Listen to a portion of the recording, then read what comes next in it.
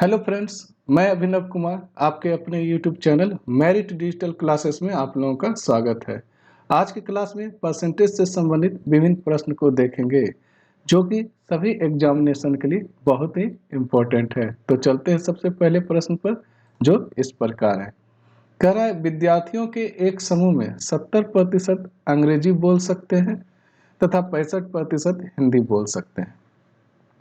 27% ऐसा विद्यार्थी है जो दोनों में से कोई भी भाषा नहीं बोल सकता है। कह रहा है कि ऐसा कितना प्रतिशत विद्यार्थी है जो दोनों भाषाएं बोल सकते हैं। तो क्या क्या दिया हुआ है? 70% मेरा क्या अंग्रेजी बोल रहा है और 65% छात्र मेरा क्या बोल रहा है? हिंदी। और 27% छात्र ऐसा है जो कोई भी भाषा नहीं बोल रहा है। तो इसका मतलब है कि दोनों भाषा बोलने वाला छात्र कितना है? 73%। 100 में से 27 को क्या करेंगे? घटा देंगे। तो मेरा क्या है? 73% ऐसा छात्र है जो दोनों भाषा का प्रयोग करता है। क्यों? क्योंकि 27% छात्र ऐसा है जो दोनों भाषा का प्रयोग नहीं करता है। तो अगर 100 में से उसको माइनस कर देंगे तो मेरा जो आएगा वो क्या?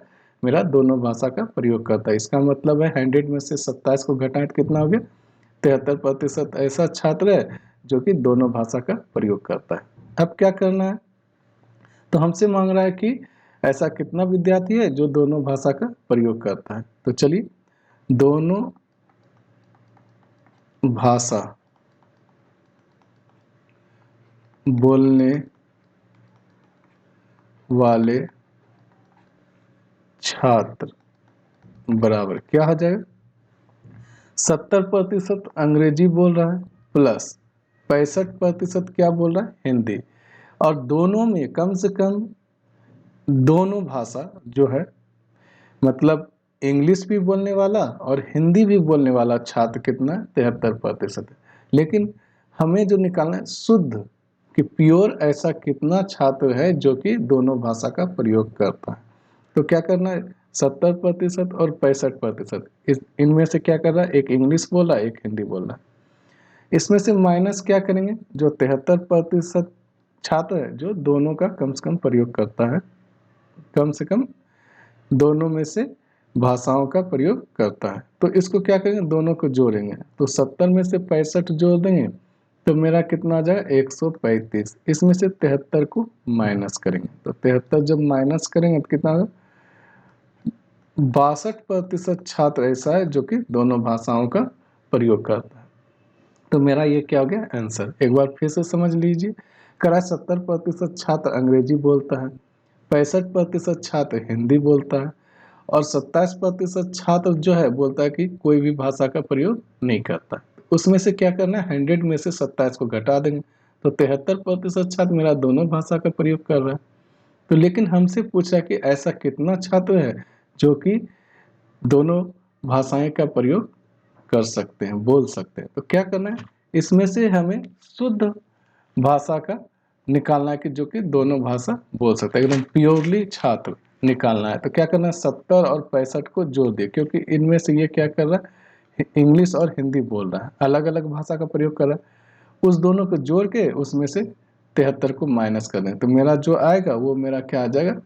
मेरा दोनों भाषा का प्रयोग करने वाले छात्र। चलिए अगला प्रश्न भी देखते हैं।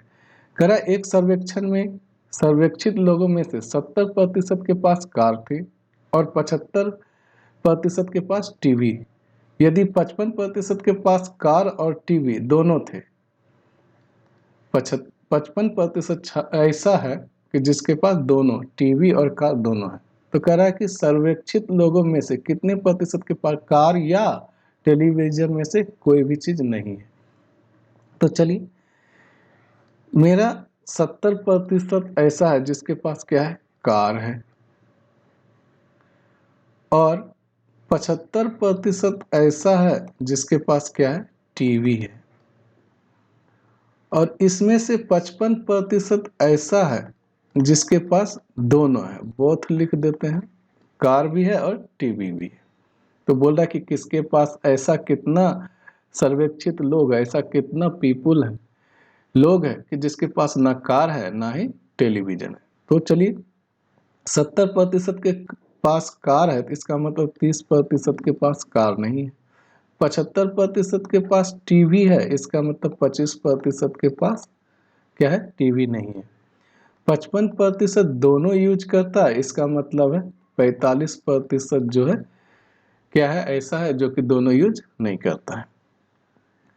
तो हमें निकालना ऐसा कितना लोग है जिसके पास ना कार है ना टीवी है। तो क्या करना है, यहाँ लिख दे रहे ना कार ना टीवी वाले लोग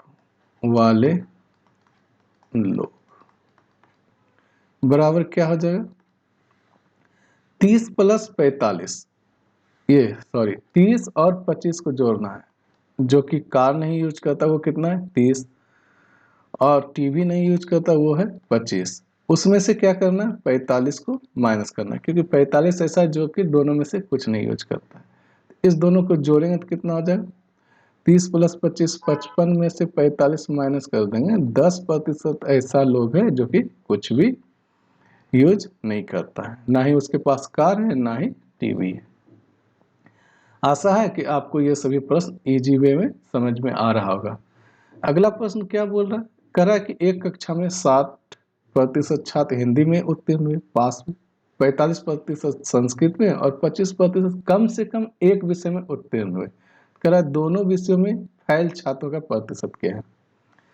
60% हिंदी में पास किया, 45% संस्कृत में पास किया,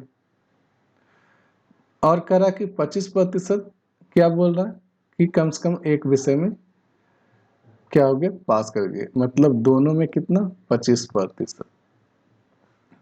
तो 60% अगर हिंदी में पास किया तो फेल कितना हुआ 40%। 25% दोनों में पास किया तो फेल कितना कर गया 75%। 100 में माइनस करते जाना है। 45% अगर संस्कृत में पास हुआ तो 55% ऐसा है जो कि संस्कृत में फेल हो गया। तो हमें बोल रहा है कि दोनों विषयों में अनुत्तीर्ण छात्रों का प्रतिशत। तो क्या करना है, दोनों विषयों में अनुत्तीर्ण छात्र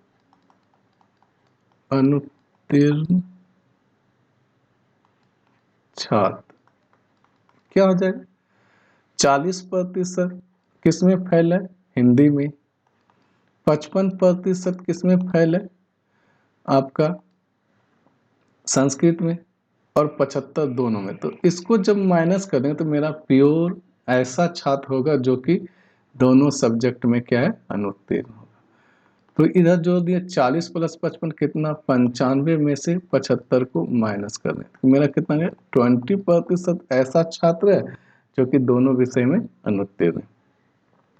अगला सवाल क्या बोल रहा है, अगला सवाल बोल रहा है किसी परीक्षा में 70% विद्यार्थी अंग्रेजी में पास हो गए। चलिए 70% अंग्रेजी में पास, 80% गणित में पास हो गए, 80% गणित में मैथ में पास हो गए।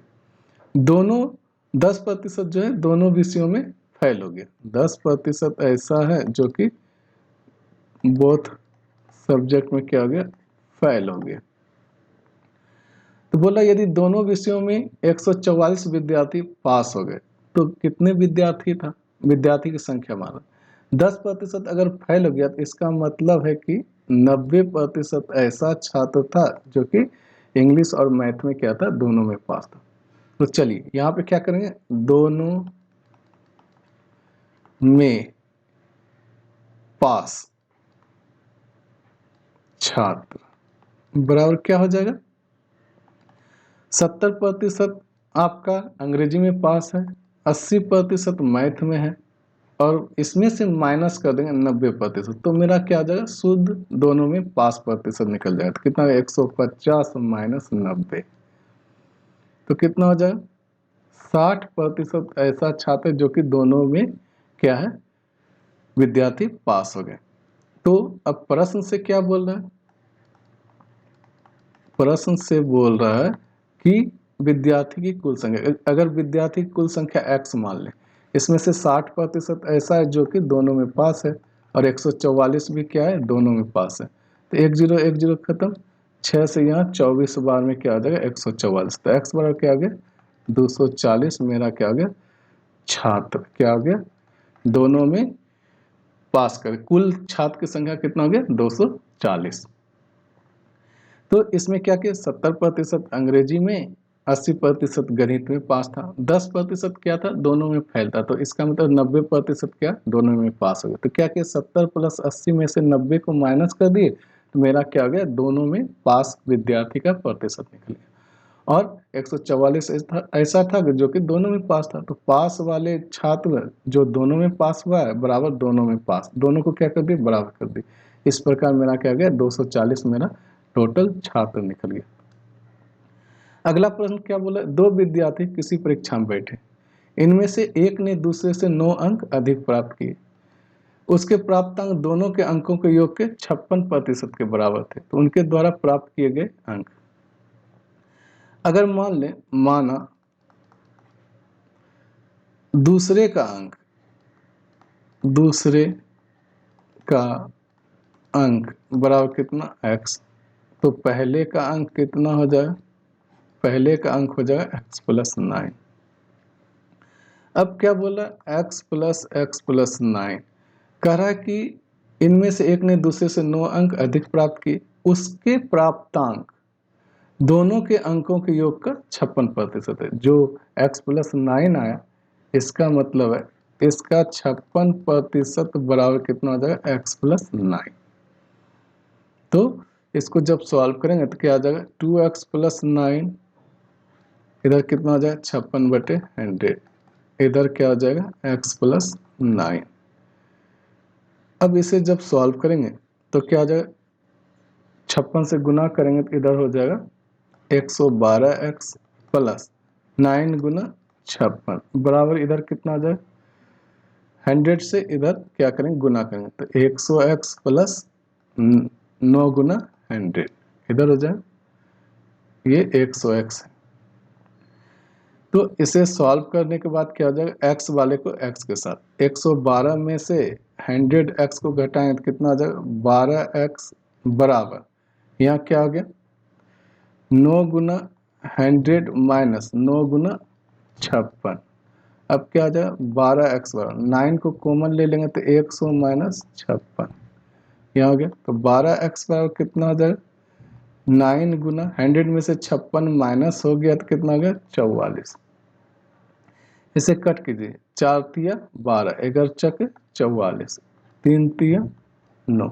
इस प्रकार x बराबर कितना हो गया, 33। तो हमसे बोला कि उनके द्वारा प्राप्त किए गए अंक, तो एक लाएगा 33 और दूसरा जो लाएगा, ये पहला x क्या माने थे, दूसरा छात्र कितना लाया, x माने थे तो 33 अंक लाया, और जो मेरा पहला छात्र था वो कितना लगा, x + 9 है, तो कितना हो जाएगा, x + 9, इसका मतलब 33 + 9 कितना आ जाएगा, 42। तो इसका कितना आंसर हो गया, 33 और 42 मेरा क्या हो गया, आंसर हो गया। आशा है ये सभी प्रश्न आपको समझ में आ गया है। दोस्तों, अगर यह वीडियो आपको पसंद आए हो तो लाइक एवं शेयर कर दीजिए। अगर आप इस चैनल पर नए हैं तो प्लीज़ सब्सक्राइब कर दीजिए। मिलते हैं अगले वीडियो पर, तब तक के लिए जय हिंद।